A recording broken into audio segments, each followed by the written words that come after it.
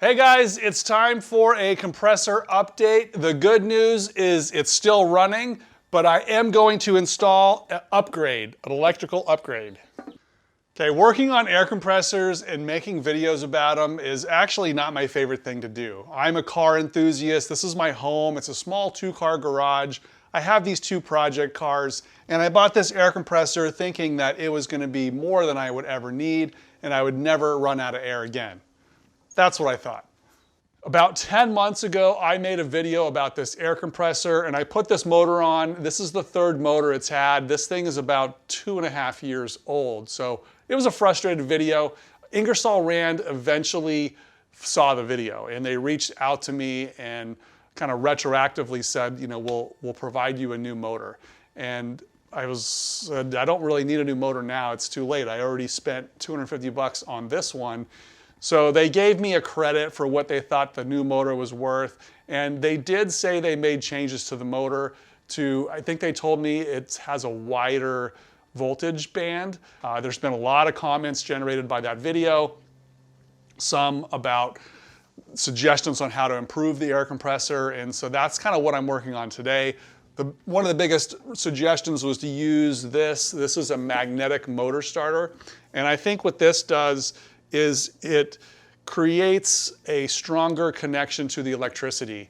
When this switch here, this is a pressure switch, when it tells the compressor to turn on, it releases some mechanical springs in there and it provides 2 connections to power the motor. And the thought is that for a 5 horsepower motor, which this is, it's a little bit strenuous for a mechanical switch. And so this is a much larger switch. It uses magnets inside to slam the contacts together and also has some protections inside here to protect the motor. So this is the preferred way to start a high horsepower motor. It's more reliable and I think it's going to prolong the life of the motor if it gets the electricity it needs. Fingers crossed. Signal from the existing Ingersoll Rand mechanical switch. And we're going to feed it into one of these terminals and then that's going to switch it into full power going to the motor. And then there are some controls here. You can set the full load amps with this dial and that is another protection for the motor. The motor also has its thermal protection. And I can mount this to the wall right above the junction box right here.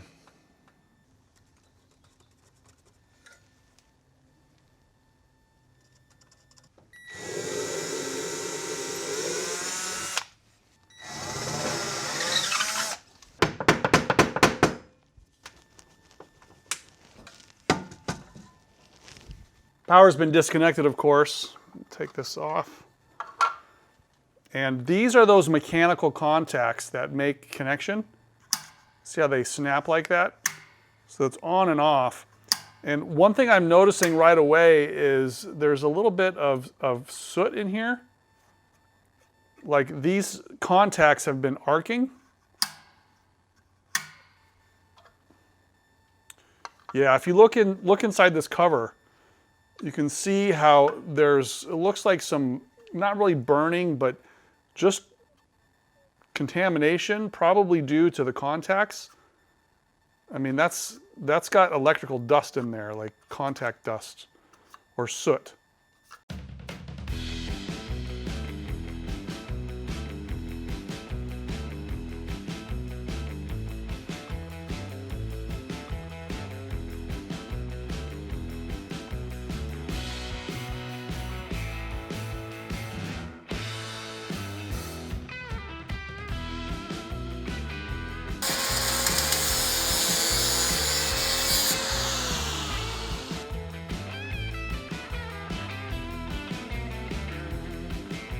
These are the wrong size because I am not an electrician. I have this wire aid stuff that I use to pull the harness through my car. So this is what it's actually for conduits. So try to get that working.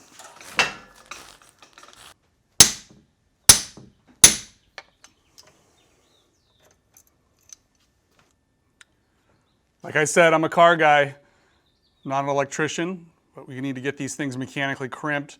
So that's what that tool's for, but a dolly and hammer is creative. Okay, this A1 wire, it's gray, and it is labeled A1. That's the control wire. It's gonna go to the pressure switch.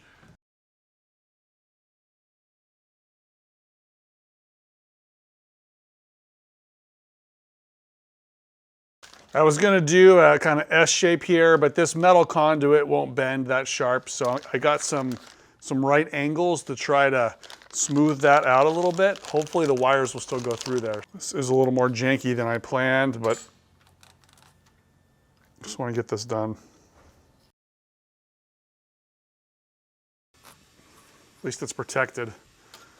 So I'm gonna screw that guy down. I'm sure I'll be hearing from you electricians on better ways to do this, and you know, I welcome all the comments.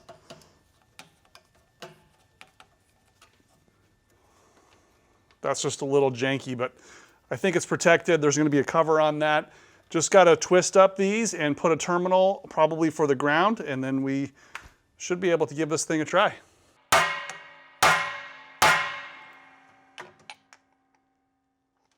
All right, it's wired. Here's a quick overview of the wiring. I'm gonna leave a few things open so I can take some measurements with my voltmeter.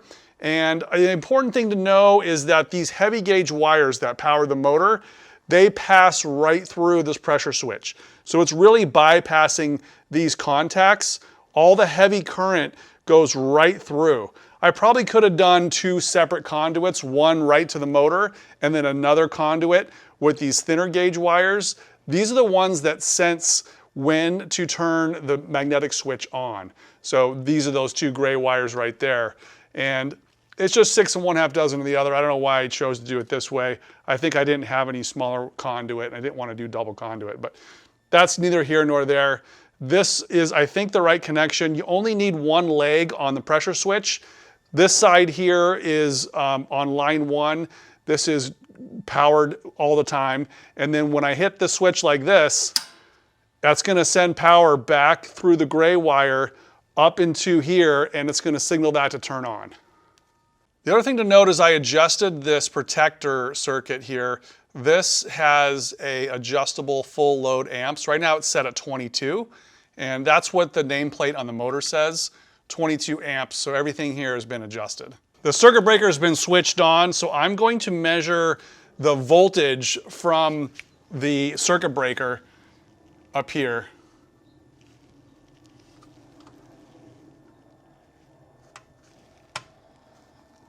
I don't know if you can see that on camera, but it's 243, which is within the range. I mean, it should be anywhere from 230 to 240, I guess. So it's on the high side. A lot of people in the comments had said, you probably have low voltage or something maybe up with the service. That doesn't seem to be the case. Ingersoll Rand, when they did the first motor replacement, they also checked the voltage. It was within range. So we'll measure the voltage again when the motor's running, and I think I'll try to do that right here. Hopefully I can get in here with my tools, try to probe this. Make sure I didn't drop any tools back there. I think it's free to go.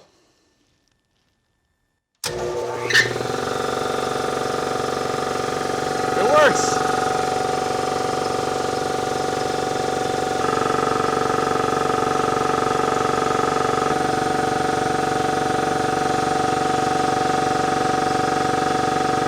It's the exact same voltage when it's running, 241.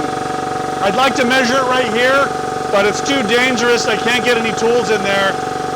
But it's the wire, it's the same wire all the way through. That sound you hear is what is called the unloader valve. Several of you commented that the unloader valve wasn't working. It is working. You can hear the air releasing. Also, I'm able to reach back there with my hand and turn the pump. It turns very easily when it's ready to start. So it's not anything with the pump or the unloader valve. That's not been the issue, I don't think. I'm gonna measure, with this meter, I can measure the current. This is in AC amps. I'm going to clamp it right here on the motor. That's gonna measure the current through one of the legs. And let's see what happens.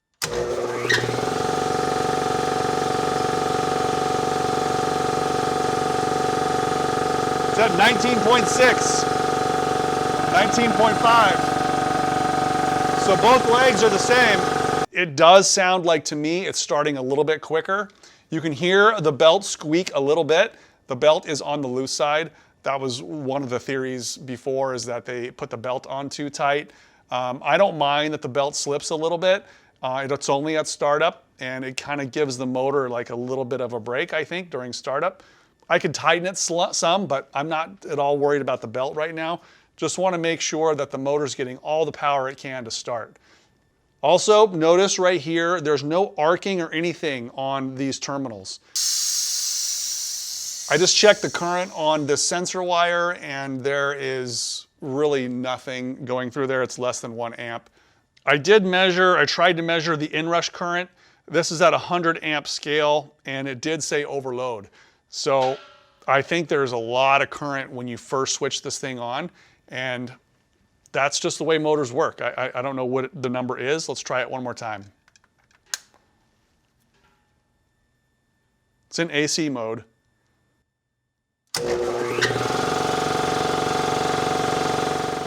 So the highest number I saw on this was 26 amps, but it went overload, which is 100.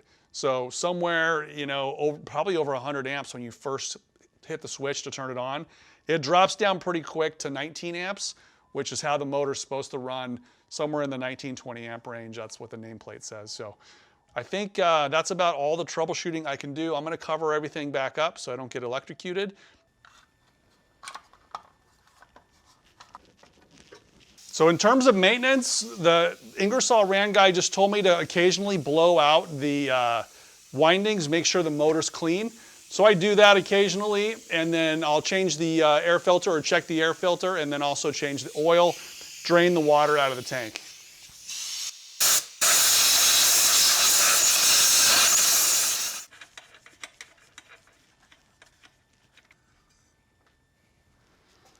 So this filter probably should be replaced. However, it doesn't look super bad to me. I'm just going to blow it out with a little bit of air from a distance.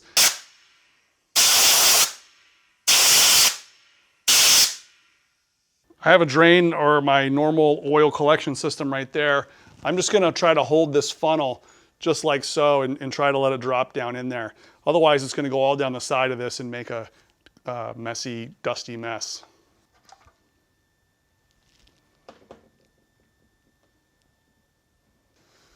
Okay, while that's still draining, I wanted to bring up a few more topics that were mentioned in the comments. Always good stuff in there. The manufacturer recommends that you allow, I think it's like 15 inches between, it doesn't really say where, I guess from the tank, I don't know, or from the fan to the wall. You're supposed to have room around it, and that's certainly the case. I mean, I wish I could. I'm in a little 2-car garage here. My Porsche pulls in really close to this, so I don't have space to pull this out another 12 inches. The idea on that is that you're gonna get better airflow, and that's mostly for the pump. The fan is here on the pump. There is a fan internal to the motor, but it's a much smaller fan. And if you kind of think about this logically, and how I know how fans work, the air, you know, doesn't come straight from the back. When you have air being sucked into a fan, it comes from zero velocity, and it kind of comes from all around the fan. So if you look at the area that is around the diameter of this fan, that's probably a 14-inch fan. And the circumference of that times the depth is actually more. If you look at the surface area that goes around the fan, it's actually more than the diameter of the fan itself. So even though they would like to have as much room as possible, I don't see how this wall being so close behind here, I don't see it being a huge factor.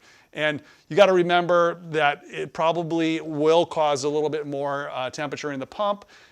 I don't use this thing like on a constant basis. So if you're going to derate it, it's probably, you know, limited in terms of how much you can run it. Like if you're sandblasting for hours on end, you might want to have a little more space back there. I typically will turn this on, fill the tank up, and then turn it off. And I just use the air in the tank. That's enough for power tools or for air tools. It's enough for spray guns, things like that. I don't feel like, for me, it's worth losing garage space for the point of just getting more airflow in there. It makes no sense to me. So I don't think that's an issue. Right now, this is on a 50 amp breaker. That is large. I will say that it's large. It's a 22 amp motor. It probably should have a 30 or 40 amp breaker. However, the breaker was installed for a welder that was in there previously, and I should probably downsize it, but I don't think that's a reason for the motor to burn up. Just because you have a 50 amp breaker doesn't mean that you're pushing 50 amps into the motor. It only consumes what it needs, and the inrush current's high. It's probably over 100 amps. Now breakers are slower than that, but I don't think that's the reason for the motor failure. Some of you guys really thought that that was an important issue. I probably will change it down to 30 amps. The wiring is selected such that it will handle a 50 amp breaker. So if I put a 30 amp breaker in, the wiring can stay the same. The amount of energy at 240 volts and 20 amps is by far enough thermal energy to cause a fire. So a 50 amp or 20 amp, I don't think it's going to make much difference in terms of the function of the air compressor. And then I just got compressor oil from Home Depot. This is Husky brand, full synthetic air compressor oil. I don't think there's anything that special in Ingersoll Rand oil, so I just picked this up at Home Depot. It was like $7 or $8. I think it's cheap insurance, so let's fill that in. Just checking the height of the oil here. It's probably just as easy. Yeah, it's in there. It's really hard to see it on the glass. I'm gonna go ahead and start it up. It's got enough in there based on this.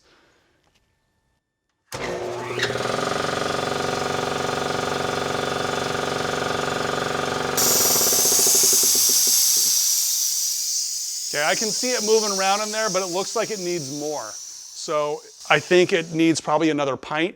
I'll have to go back to the store and get some more oil. I can see it splashing around in there. Let's have this really shallow pan here. Just reach underneath there and drain it.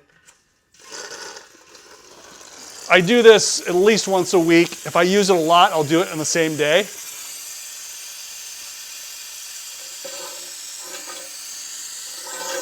Like I said, this compressor doesn't get a whole lot of use. That's all that came out.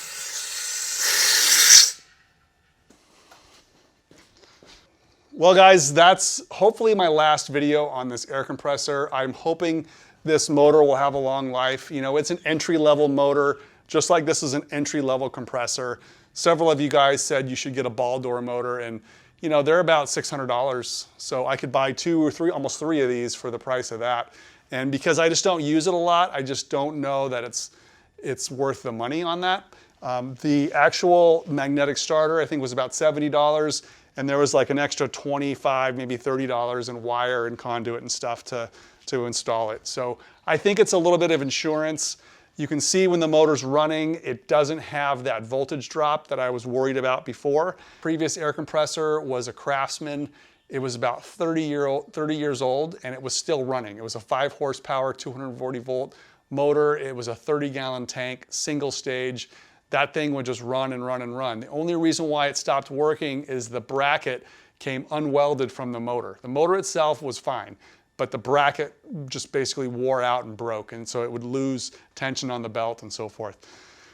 That was installed in the same location. I've been in this location for about 12 years. That air compressor ran for at least 9 of those years. And it's not the electricity, it's not the location. It was up against the wall, just like the other one was. So my advice, if you're looking for an air compressor, is to do your research. I think the switch is a weak point. I think the motor is a weak point. From what I've heard and my experience, the compressor pump is actually quite good. But do your research. There's brands that are made in the USA. There's brands that are imported. There's the next level up, which I think is a 7.5 horsepower. It's probably a much better motor. So do your research, guys. That's how to install the magnetic motor switch. And I hope that this provides a long life. I don't see any reason why it won't. I'm still a little gun shy on this compressor. I always switch it off when I go back in the house, and I always turn the air valve off here on the side. So I'm not losing air. It's not going to automatically turn on overnight, and hopefully no more fires. Fingers crossed. Thanks for watching, guys. That's the update.